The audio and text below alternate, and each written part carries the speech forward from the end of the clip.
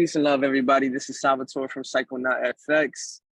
Today, I'm going to be talking to you about funding challenges, prop firms, things of that nature. So I've been trading for a little bit over 6-7 years. And honestly, using my own bread has been one of the most riskier things that I've been doing over the years, honestly. 2021, I had grossed almost $250,000 with investing, day trading, automated bots and stuff like that. And then 2022, I literally lost 85, 90% of that.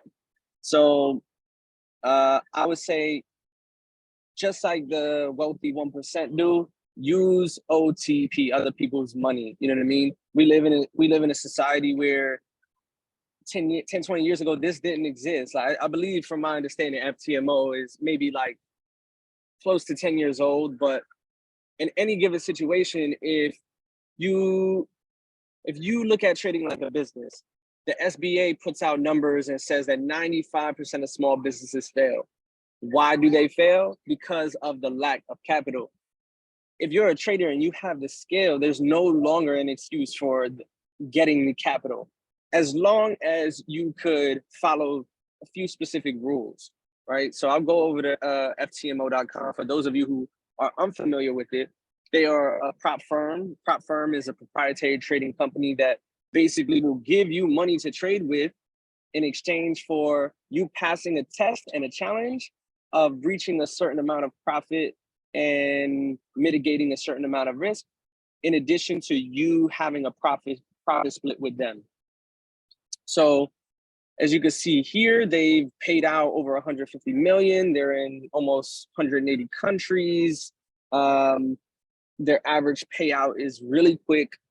From my understanding, over the years, FTMO is one of those titans and giants in the industry. Now you'll see a frenzy of prop firms, and it's like, honestly, every other week there's a new prop firm coming up. Bunch of influencer strategy being implemented on YouTube, Instagram, TikTok, stuff like that, that you see a lot of influencers getting behind prop firms, or you see influencers starting prop firms. And there's just some you got to be careful of, because I was recently scammed in November, December. Over the last year, I've been scammed by prop firms, in addition to other offshore brokerages that are just, I don't know what their intent. Obviously, you know what their intent is. Their intent is to scam people. And I like clean business. You know what I mean? Like, trading is already stressful. So to have to worry about getting scammed and stuff like that, like basically where prop firms are not paying out payouts, that's the biggest scam. The business model is interesting because, you know, if you don't have a fund, like before, it used to be like a hedge fund, like where a billion or $100 million hedge fund will employ analysts and traders to trade their money or whatever. Their objective is 10% a year, right? That's almost like the same thing, but it's like you don't have to have, you're not a contract, you're not a employee of this hedge fund. You're more so a contractor, if you will, independent contractor. But the thing is imagine trading millions of dollars and getting millions of dollars in profit and then not being able to get paid any of it. So some of these companies are like that, but just be aware, you know what I'm saying? This is probably one of the most trusted companies as it relates to consistency of paying people out. You know what I mean? There are a few others that I'll mention, and then I'll show you currently the process of it and stuff like that. So if you don't know much about it, you could trade in different kinds of currencies. They have different kinds of accounts, either normal or aggressive. In addition, they have regular accounts, and they also have swing trading accounts. So as you can see, in relation to the cost of the challenge is usually about roughly 10% of the overall account, which is not bad, because if you think about it, if you spend 6 months, 3 months dedicating yourself to allocation of working a strategy that you know can work, developing your psychology, and then eventually implementing the strategy on demo, then maybe even implementing the strategy with a small live account, just to show proof of concept, you'll begin to understand, okay, my strategy may work, but I don't have enough bread. So how am I going to get the bread? Then you may have to follow some specific rules. So the rules are basically that they actually just changed this recently, but there's no more like the time limit on the trading days. They used to this is a huge advancement, because they used to have a limit on the amount of days that you could trade. Step one was always 30 days, which never made sense to me, because in step two or stage one, you had to make 10%, right? And they give you 30 days. But then stage two was 5%, but they give you twice as long. It never made sense. Never made sense to me. So I'm either way, I'm really happy that because of FTMO getting rid of their limited trading days, every single prop firm in the industry that follows FTMO did the exact same thing, just to stay competitive. So it's interesting. So usually on the first phase, you got to make 10% without losing 5% in a 24-hour period. Usually that's how it works. Same thing on the second phase. The only thing is that you only got to make 5%, and you can't lose more than 5%. If you pass both phases of the challenge, they'll refund you the cost of the challenge in your first withdrawal. And most of the time, you got to wait a couple weeks or 30 days to be able to successfully withdraw your bread, stuff like that. But I'm gonna be honest, I've been trying to pass funding challenges for a few years. I can't even sit here and lie to you, but I have passed funding challenges in the past, both manually and with automated trading bots. And so it's been a journey, you know what I mean? Because there were times where I literally, on this 100K account, I remember 2 years ago, I was in Canada, I was in Toronto for the holidays with family. And as you know, Q4, end of the year, there's not really much volume or liquidity in the markets, and they say that it's even more risky to like take larger positions and stuff like that. Anyway, long story short, I took a position literally the day before Christmas Eve, and I did not set a stop loss. I only needed like $200, some crazy shit. I only needed like $200 to pass this challenge. And I pulled the trigger on a trade, and I didn't check it for like an hour. And I went back to my phone, and I was $7,000 in drawdown. And I broke a rule. So I went past the 5% daily drawdown limit. And so it was unfortunate, but that was actually one of the last challenges that I had did, because after that, it was a whole cryptocurrency bearish market, stuff like that. And I had lost 90% of my portfolio. And I'll make a separate video on that, because I feel like a lot of people could benefit from that, both wisdom wise and psychologically wise. So nonetheless, if I had to count the amount of challenges that I failed, I mean, I probably failed like 8 challenges, maybe like 7 challenges. I passed about 3 of them. One of them I got scammed on, or 2 of them I got scammed on. But I recognize that no more am I trying to use these automated tools to trade with, or algorithms. You know, I really wanted to buckle down since March, April, when I had my first aha moment, where everything just kind of started to click, you know, after years of putting in the work psychologically and fundamentally, and technical analysis and studying and all this other stuff. I've invested thousands of dollars into this, and blown accounts, made a couple $100,000 in 2021. And nonetheless, they say what makes the difference between you and someone who is successful, or someone who loses and someone who is successful, is that they don't give up regardless of how many times they fail. So I think using other people's money is the safer route emotionally for me, because I've already dealt with the hard part of losing my own money, risking my own money and losing my own money. Recently, this is 2023, but June of this year, 2 months ago, I had funded like a little $1,500 account, and I had doubled it in the month of June. But again, I had been consistent in not just trading, but other avenues of my life and discipline since March, April. And all this was just a manifestation of that discipline and focus. You know what I mean? So I'm actually currently taking 2 challenges right now.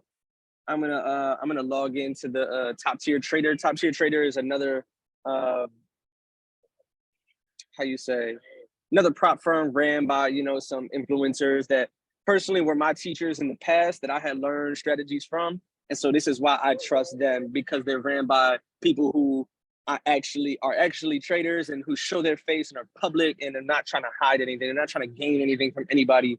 Of course, you know, in different ways, it is business, so I understand that. But I'm actually on the second phase. So I already passed phase one. I'm actually on stage two, and I'm actually about 75% done.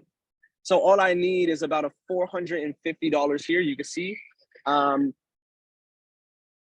my max daily drawdown is up. My permitted loss is up. I've been trading this account for 10 days.